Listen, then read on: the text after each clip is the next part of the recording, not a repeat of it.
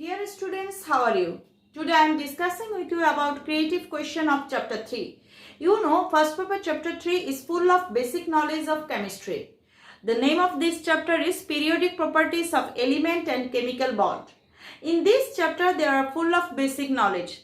So, you must clear about all types of basic knowledge present in this chapter. Let's start the class. Students, this is the creative question from chapter 3. You have seen that here, this is given group, period, that means these ones are group and these are period. As group here, 1, 2, 13, 14 and 17 are present, and as periods, second and third periods are present. From second period, here one element is present, A, which belongs to 14, group 14.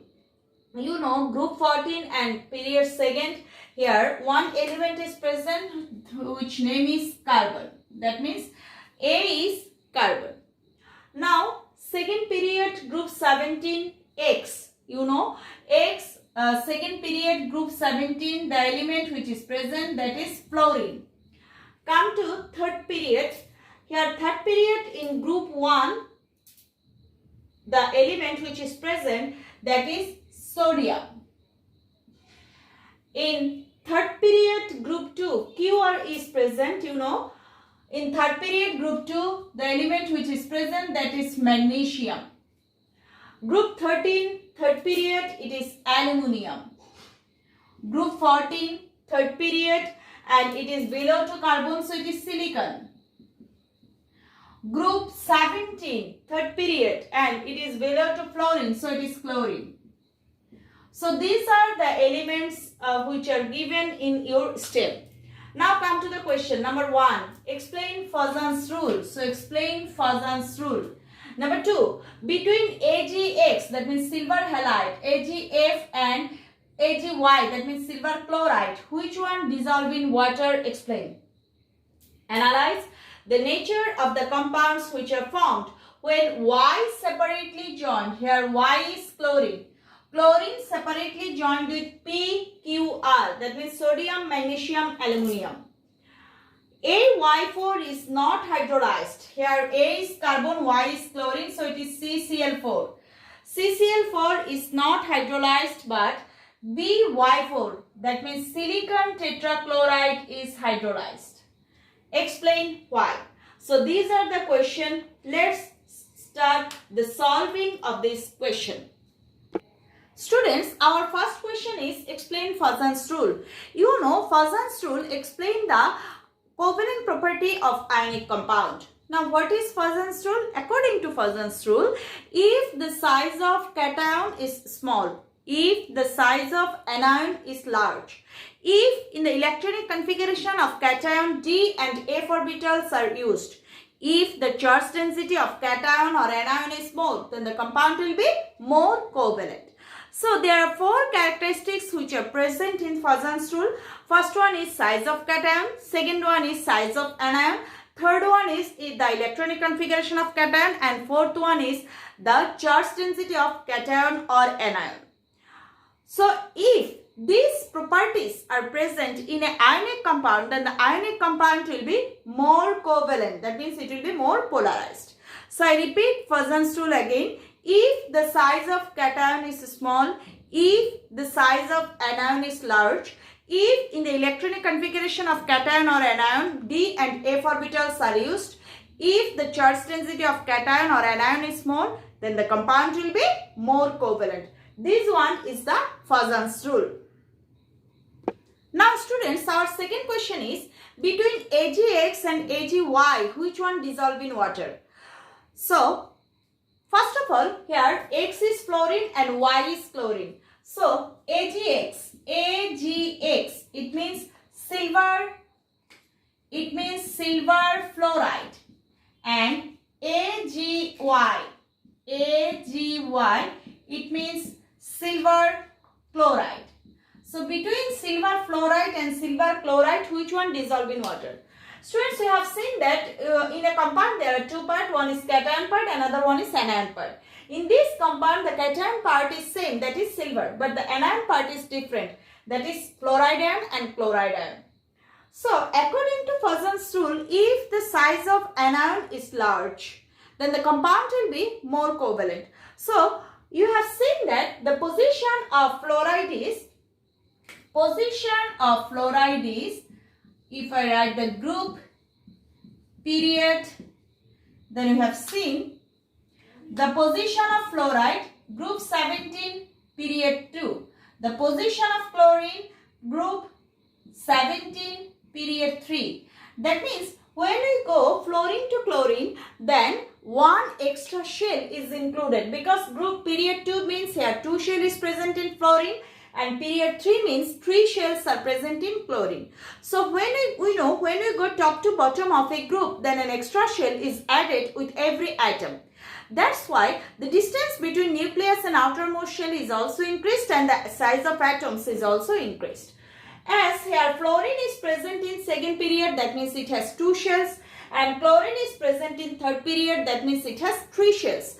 So the size of chlorine is more than fluorine. According to Poisson's rule, if the size of anion is large, then the compound will be more covalent. So if we discuss the character of covalent character of these two compounds, as the size of chlorine is large, so silver chloride will be more covalent than silver fluoride. So the covalent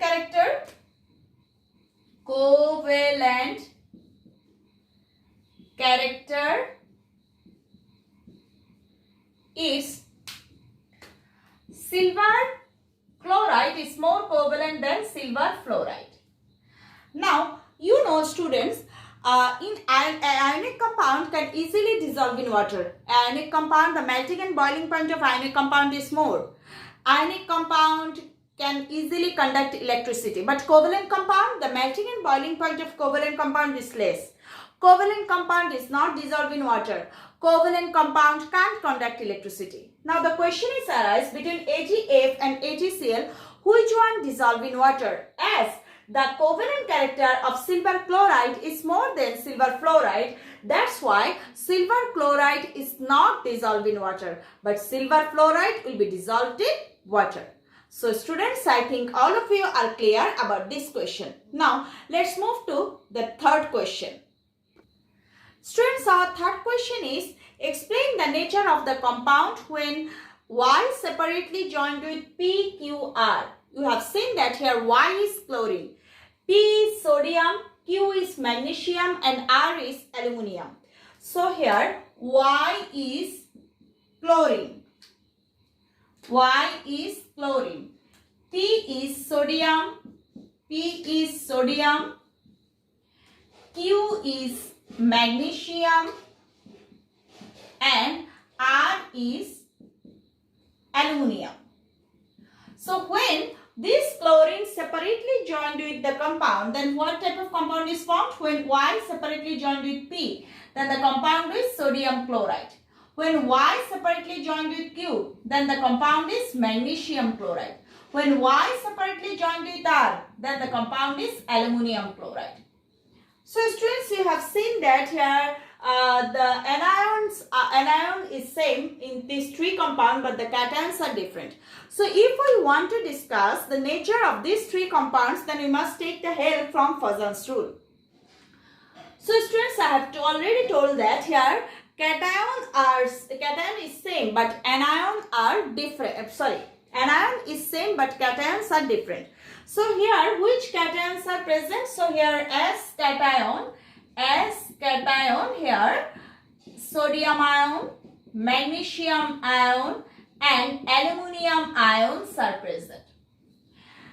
So students, first of all we discuss about the size of this cation. Now to discuss the size of this cation, we should know the position of these three elements in periodic table. So we write here group and period. So if I write the element sodium, it is belong to group 1, period 3, magnesium, group 2, period 3, aluminium, group 13 and period 3. That means these three elements are present in same period but from left to right. You know, when you go left to right, then atomic number is increased. With the increase of atomic number, an extra electron is added in the outermost shell and a proton will be added in the nucleus. But the size between nucleus and outermost shell is not increased. That's why the attraction, the nucleus to outermost shell is increased. So the outermost shell wants to come closer to the nucleus. That's why the atomic size is decreased. According to Fazan's rule, if the size of cation is small, then the compound will be more covalent. So from sodium, magnesium and aluminium, we have a conception that, so students, according to our concept, the elements aluminium present in right side of the period. So the size of aluminium is less than sodium and magnesium. So the size of sodium is more than magnesium is more than aluminium. According to Fazan's rule, you know, if the size of cation is small, then the compound will be more covalent.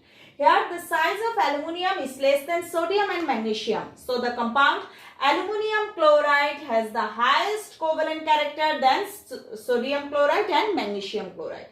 Moreover, students, you have seen the charge density.